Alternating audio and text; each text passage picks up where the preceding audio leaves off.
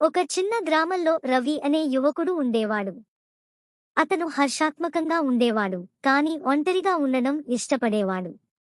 ప్రతిరోజు అతను సమీప అరణ్యానికి నడిచిపోతూ ప్రశాంతతను అన్వేషించేవాడు. ఒకరోజు ఒక పెద్ద పురాతన వృక్షం కింద కూర్చున్నప్పుడు అద్భుతమైన విషయం జరిగింది. ఆ చెట్టు మాట్లాడింది. రవి, నీవు ఎందుకు విషాదంగా ఉన్నావు అని అది మృదువుగా అడిగింది.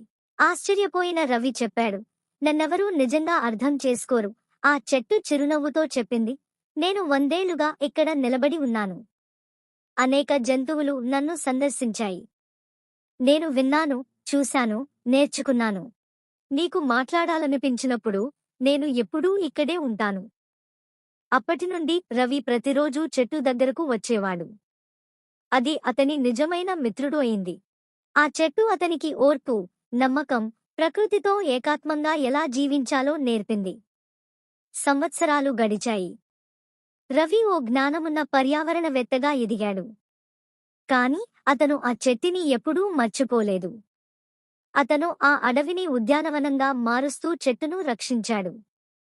అక్కడికి వచ్చిన ప్రజలు మాట్లాడే చెట్టు కథను వినేవారు. నీతి, ప్రకృతిలో నేర్పించే గొప్ప పాఠాలు ఉన్నాయి. మనం వినడానికి సిద్ధంగా ఉంటే చెట్లు కూడా మాట్లాడగలవు.